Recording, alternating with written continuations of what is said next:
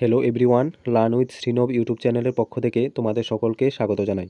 আজকে আমি কারেন্ট অ্যাফেয়ার্সের 11 জুলাই 2025 এর কারেন্ট অ্যাফেয়ার্সের কিছু কোশ্চেন ব্যাখ্যা সহ আলোচনা করব। ঠিক আছে, তো বেশি দেরি না করে শুরু করা যাক।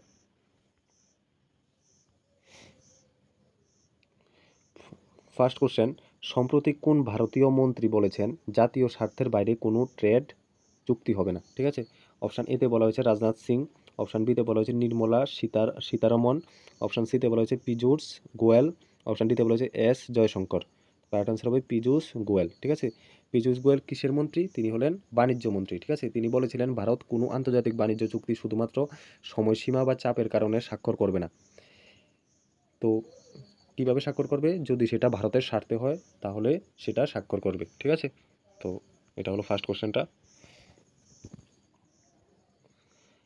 কোন দেশ ভারতীয় গাড়ি ও পার্টসের 26% পর্যন্ত শুল্ক বসানোর হুমকি দিয়েছে? অপশান এতে বলা হয়েছে যুক্তরাষ্ট্র, অপশান বিতে বলা হয়েছে চীন, অপশান সিতে বলা হয়েছে জার্মানি, অপশান ডিতে বলা হয়েছে জাপান। তো কারেক্ট আনসার হবে যুক্তরাষ্ট্র। ঠিক আছে, যুক্তরাষ্ট্র ট্রাম্প প্রশাসনের সময়কার নীতি ধারাবাহিকতা ভারতের উপর শুল্ক আরোপের হুমকি দিয়েছেন। ঠিক আছে, কে? ট্রাম্প। সম্প্রতি ভারতের কোন খাতকে বাণিজ্য আলোচনার বাইরে রাখতে চায় কেন্দ্রীয় সরকার? ঠিক আছে, অপশান এতে বলা হয়েছে তথ্য প্রযুক্তি, অপশান বিতে বলা হয়েছে দুগ্ধ ও কৃষি, অপশান সিতে বলা হয়েছে ইস্পাত শিল্প, অপশান ডিতে বলা হয়েছে ঔষধ। কারেক্ট আনসার হবে অপশান বি, দুগ্ধ ও কৃষি। ঠিক আছে, কৃষক ও দুগ্ধ শিল্পকে সুরক্ষা দিতে ভারত সরকার এই খাতকে কোনো বাণিজ্য চুক্তিতে অন্তর্ভুক্ত করতে চাইছে না। ঠিক আছে,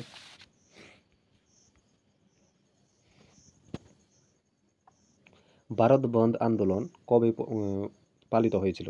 অপশান এতে বলেছে 8 জুলাই, অপশান বিতে বলেছে 9 জুলাই, অপশান সিতে বলেছে 10 জুলাই, অপশান ডিতে বলেছে 11 জুলাই। তো কারেক্ট আনসার হবে 9 জুলাই। ঠিক আছে, 9 জুলাই ভারত বন্ধ আন্দোলনটি পালিত হয়েছিল। 9 জুলাই 2025-এ 25 কোটি শ্রমিক ও কৃষক বিভিন্ন দাবি দাওয়া নিয়ে দেশ জুড়ে ভারত বন্ধ কর্মসূচি পালন করেছিল। ঠিক আছে, কবে? 2025-এ।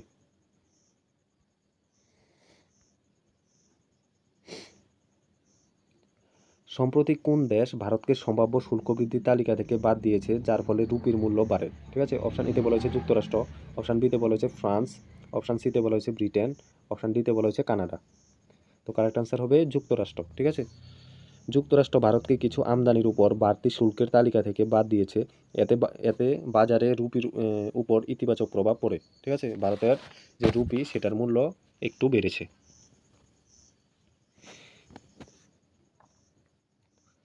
মোদি 2025 সালে কত দিনের দীর্ঘতম বিদেশ সফরে যাচ্ছেন? অপশান এতে বলা হয়েছে 5 দিনের, অপশান বিতে বলা হয়েছে 10 দিনের, অপশান সিতে বলা হয়েছে 15 দিনের, অপশান ডিতে বলা হয়েছে 21 দিনের। তো কারেক্ট আনসার হবে 21 দিনের। ঠিক আছে, প্রধানমন্ত্রী নরেন্দ্র মোদী 21 দিনের দীর্ঘ বিদেশে সফরে যাচ্ছেন, যা বিগত 10 বছরের মধ্যে সর্বোচ্চ। ঠিক আছে, 9 কোশ্চেন, মোদির সম্প্রতি সফরে তিনি কোন আন্তর্জাতিক সম্মেলনে অংশগ্রহণ নিয়েছেন? অপশান এতে বলা হয়েছে জি টোয়েন্টি, অপশান বিতে বলা হয়েছে ব্রিক্স, অপশান সিতে বলা হয়েছে নেটো, অপশান ডিতে বলা হয়েছে এশিয়ান। ঠিক আছে, তো কারেক্ট আনসার হবে অপশান বি, ব্রিক্স। ঠিক আছে, দক্ষিণ আমেরিকা ব্রাজিলে অনুষ্ঠিত ব্রিক্স সম্মেলনে তিনি ভারতের পক্ষ থেকে অংশগ্রহণ করেন। ঠিক আছে, সংসদের বর্ষাকালীন অধিবেশন 2025 সালে কবে শেষ হবে? ঠিক আছে, অপশান এতে বলা হয়েছে 15 জুলাই, অপশান বিতে বলা হয়েছে 21 জুলাই, অপশান সিতে বলা হয়েছে 12ই আগস্ট, অপশান ডিতে বলা হয়েছে 20 আগস্ট। ঠিক আছে, তো কারেক্ট আনসার হবে 12 আগস্ট। ঠিক আছে, সংসদের বর্ষাকালীন অধিবেশনে শুরু হয় জুলাইয়ের প্রথম সপ্তাহ এবং চলবে 12ই আগস্ট পর্যন্ত। ঠিক আছে, ব্রিক্স সামিট 2025 কোন দেশে অনুষ্ঠিত হয়?